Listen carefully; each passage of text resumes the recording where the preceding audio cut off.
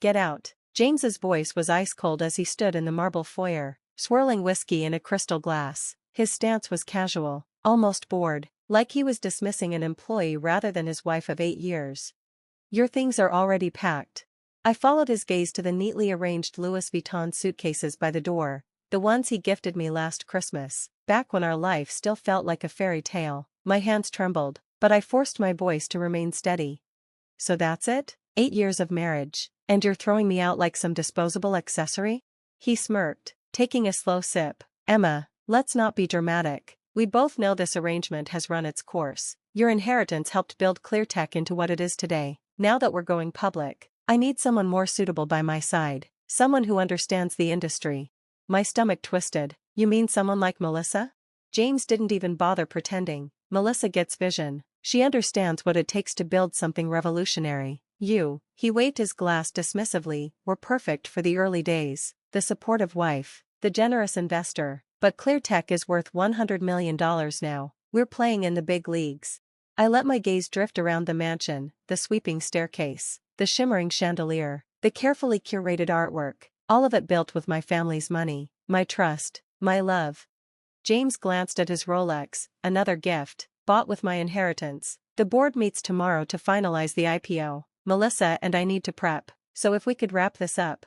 I turned toward the suitcases, my heels clicking against the marble. Every step carried the weight of 6 years of sacrifice, the networking parties I hosted, the sleepless nights listening to his ambitions, the vacations we canceled because his work was more important. And yet, he thought he had won. You know what's funny? I asked, facing him. He raised an eyebrow, amused. What? You think you played this perfectly? His smirk widened. Haven't I? ClearTech is about to go public. I'm about to become one of the youngest tech billionaires in the country, and you, he shrugged, get whatever the prenup stipulates, which, if I recall correctly, isn't much. I smiled, a slow, knowing smile. Good luck with the IPO, James. I'm sure tomorrow will be interesting. His expression flickered, just for a moment. What's that supposed to mean? I grabbed my suitcases and strode out, letting the door close behind me with a satisfying finality. What James didn't know, what he had been too arrogant to even consider, was that I wasn't as naive as he thought. He assumed I had been blindly loving, foolishly trusting, but growing up in a business family had taught me one thing: trust was good, documentation was better. The $3 million he used to build ClearTech? I had notarized records of every cent, the early contracts, carefully preserved, proving I was more than just an investor, I was a founder. The late nights he claimed to be working? I had proof of far more interesting activities. But my real ace? That was something even James hadn't seen coming, something that would turn tomorrow's board meeting into a nightmare. At the Four Seasons, I sank into my suite's plush armchair, exhaling as I unpacked. My phone buzzed. Lauren, are you okay? Did you do it? Me, it's done. He kicked me out, just like we expected. Melissa's already moving in. Lauren, that smug bastard, he has no idea what's coming, does he? I stared at my laptop, where every damning document sat waiting. Me, no, he doesn't. I poured myself a glass of wine and watched the city lights flicker below. Once, I had believed in James, believed in his dreams. I had given him everything, my love, my money, my loyalty. And he had discarded me. But tomorrow, I would be the one pulling the strings. My phone buzzed again, an email from my lawyer. Sandra, everything's in place for tomorrow. Are you sure you want to do this? Once we move forward, there's no going back. I took a sip of wine, my smile unwavering. Me, oh, I've never been more sure. I thought about James's smug smile as he dismissed me, about the nights I spent alone while he was working late with Melissa, about how he believed he could use me and cast me aside like an afterthought. I'm sure, I replied, my fingers tightening around my phone. Let's show them what I'm really worth. Tomorrow, James would learn that his perfect plan had one fatal flaw, me, and I was done being underestimated. The next morning, as I strode into ClearTech's gleaming headquarters, the security guard did a double take. Mrs. Chen, Mr. Wilson said you wouldn't be coming in anymore. I smiled, sliding my still active ID card across the desk. He was mistaken about a lot of things. The elevator ride to the top floor felt surreal. How many times had I visited James here, bringing him dinner during late nights, standing by his side at company events? the modern art on the walls, the sleek furniture in the reception area, it was all chosen with my money. Now, I was here for something else. As I approached the boardroom, I heard James's voice, steady and confident. Which is why this IPO will position ClearTech as the leading innovator in cloud security, our proprietary technology. I pushed open the door. The room fell silent. 12 board members turned to stare, their expressions shifting between shock and discomfort. At the head of the table, James stood frozen, his pitch interrupted. Beside him, Melissa's manicured fingers tightened around her notepad, her face paling. Emma. James recovered quickly, his smile tight. This is a private board meeting. You shouldn't be here. I walked to the far end of the table and placed my laptop down with deliberate calm. Actually, I have every right to be here. As a major stakeholder in ClearTech, I think the board should hear what I have to say before voting on the IPO. One of the senior board members, Richard, leaned forward, his brow furrowed. Mrs. Wilson, we were under the impression that you had no official role in the company. It's Ms. Chen, I corrected, meeting his gaze, and that impression was incorrect. In fact, there's quite a lot about ClearTech that needs clarification. James's confidence flickered. Emma, don't do this. Whatever you think you have. I connected my laptop to the conference screen. The first document appeared, projected in sharp clarity. The board members leaned in, eyes widening. A legal contract, the original investment agreement. $3 million transferred from my personal account to launch ClearTech, complete with terms outlining my role as a founding investor. I let the silence stretch, then, I spoke. As you can see, my contribution wasn't just a wife supporting her husband, it was a formal business agreement with explicit conditions regarding my involvement in company decisions, like, say, an IPO. James's jaw tightened. That was years ago. The company has outgrown that initial investment. I nodded. True, which is why I found it interesting that you systematically erased my contributions from official records. I clicked. The screen split. On the left, the original documents, contracts, emails, ownership percentages. On the right, the altered versions, the ones James had submitted to the SEC. Murmurs erupted around the table. Document falsification, in an IPO filing. A fireable and prosecutable offense. Melissa stiffened. This is ridiculous. You're just bitter because my husband used my family's money to build this company and then tried to erase me from it? I cut in smoothly. No, Melissa, I'm not bitter, I'm just well prepared. I clicked to the next slide. James paled. Displayed on the screen were financial statements, showing systematic fund diversions from ClearTech to offshore accounts, millions quietly moved over the past year. Would anyone like to explain these transactions? I asked, my tone light, because I'm very curious why company funds were being moved to the Cayman Islands right before the IPO announcement. Richard, the board member, stood abruptly.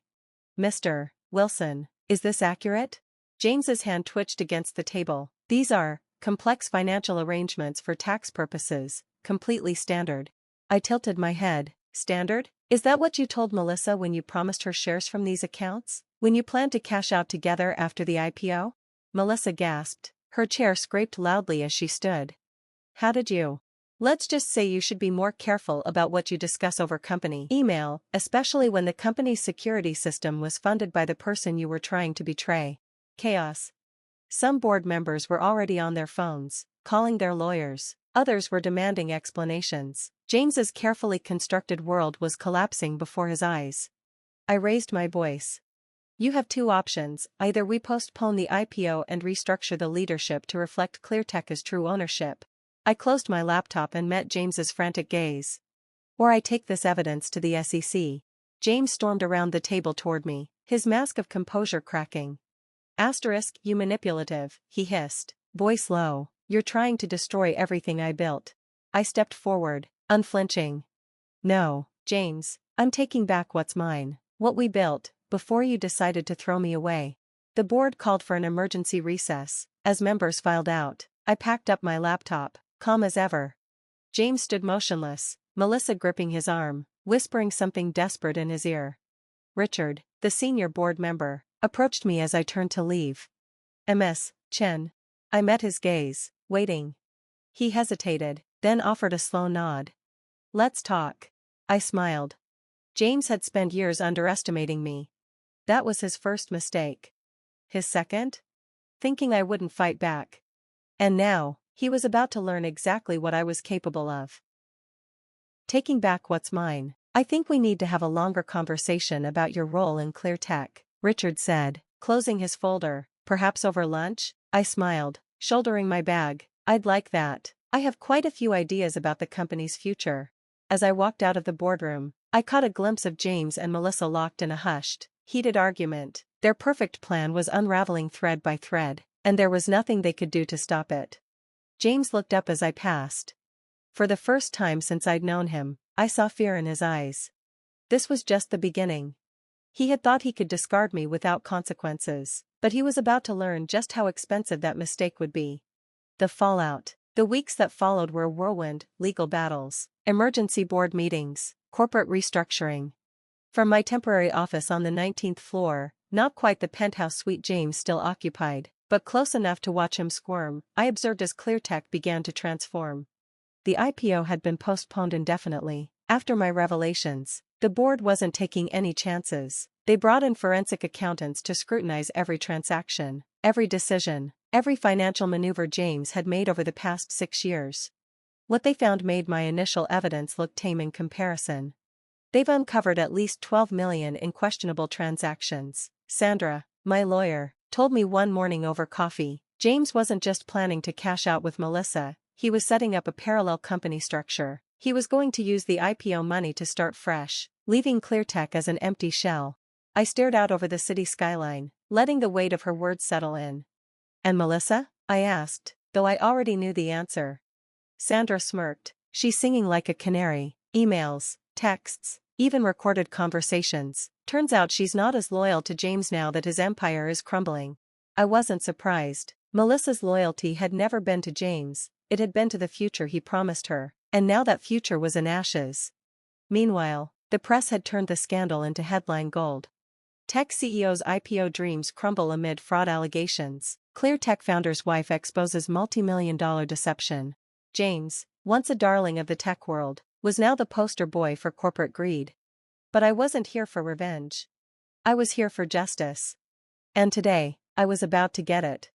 The final reckoning. The board meeting's in an hour, Sandra reminded me, stacking her papers. Are you ready? I adjusted my blazer, smoothing the fabric. More than ready.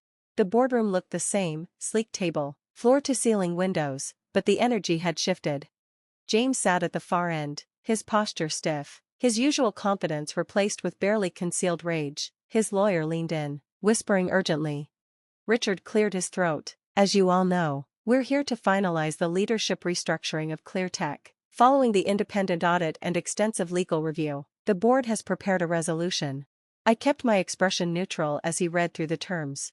James will step down as CEO. His offshore accounts will be frozen and investigated. I will be installed as executive chairperson, with final authority over all major company decisions. James shot up from his seat, his face red with fury. This is insane. You're giving her control of my company? I met his glare evenly. Our company. His hands curled into fists. Built with my family's money, my support, and my trust, I continued. Money you tried to steal, support you abused, trust you betrayed. Silence. The board members shifted uncomfortably, but none of them spoke in his defense. They had seen the evidence. They knew exactly how close they had come to going down with him. Richard's voice was steady. The resolution is fair. Ms. Chen's investment and early involvement were instrumental in building ClearTech. Her recent actions have protected not just her interests, but those of every shareholder and employee. The vote was swift. 10 in favor. 2 abstentions. None opposed. And just like that, control of ClearTech passed to me. As the meeting adjourned and people began filing out, James stormed toward me, his face a mask of bitterness. Congratulations, he spat. You've destroyed everything I worked for. I stood slowly, collecting my things. No, James, I saved what we built together. You're the one who tried to destroy it, with greed and lies. He let out a sharp, humorless laugh. You think you can run this company? You don't know the first thing about tech. I tilted my head. I know about trust, about building loyalty and keeping it. The technology might be complex, but the principles of good business, those are simple. I turned toward the door. Then glanced back, one last time, at the man I had once loved so completely. James Wilson, the golden boy of clear tech, reduced to nothing but a cautionary tale. Then, without another word, I walked away,